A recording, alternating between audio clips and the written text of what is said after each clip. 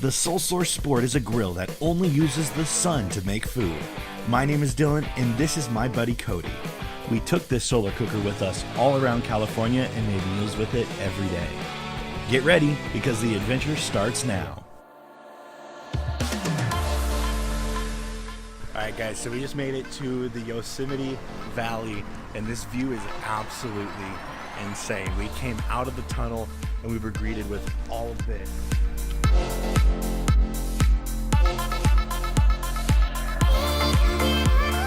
Okay guys, we just got the food, now we're headed to a location to do some cooking.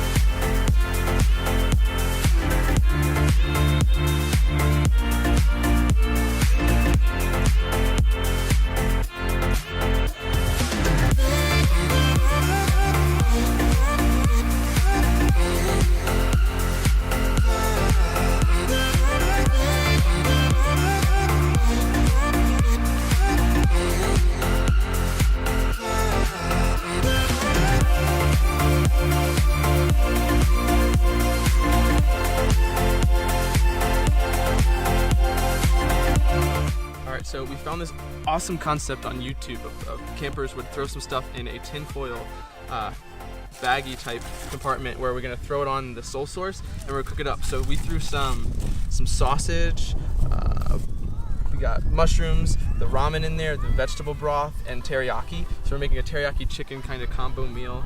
We have some green onions, and right now I'm about to crack an egg to add that last little thing on there.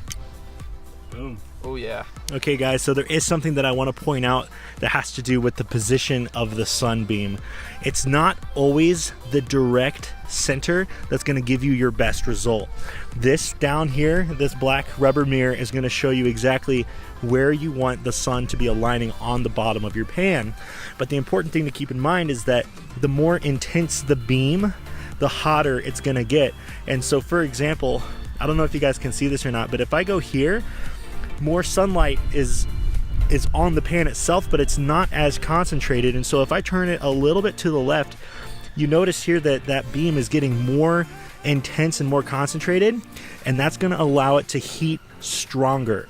So it's not always direct center that you're going to be looking for. And I was able to test this with the temperature gun as well, and I actually got to see some results with that. So something to keep in mind there. You can see there's a lot of steam. The wind's kind of blowing it, but this is nice and hot, and I'm very hungry.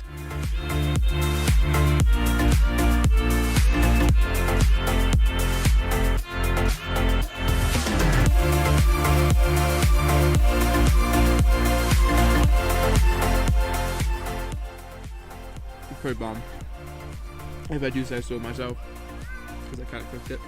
All right guys, Cody is over here cleaning up. We got a little bit of food stuck to the bottom. Again, around 25 minutes is the total cook time.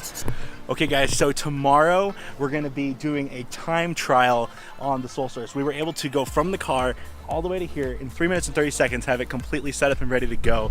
But we weren't actually trying to go fast. We just noticed that, hey, we did this really quickly.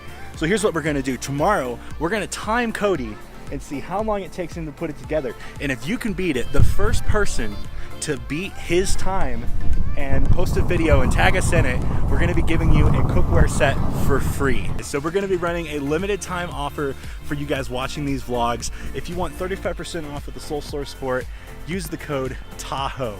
Tahoe is gonna get you 35% off. That's a very significant discount for you to order the SolSource Sport. Spell it right, don't spell it wrong. I know we've been spelling it wrong on the way up here. It's like, how do you spell Tahoe? But the right spelling is going to be on the screen right now.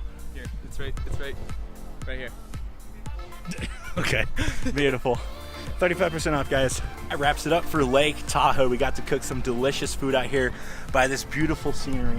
We had some ramen, mushrooms, green onions, all cooked together in that pot, and we had some success. After about 25 minutes of cooking, we got to enjoy the food. Yep. So tomorrow morning, we're gonna do some breakfast out on Lake Tahoe, Tahoe Day 2. Tahoe day 2, and then we're going to be headed to San Francisco, San Jose area, and that's going to be a lot of fun. So if you guys enjoyed today's video, give it a big thumbs up. Let's get on to the next location.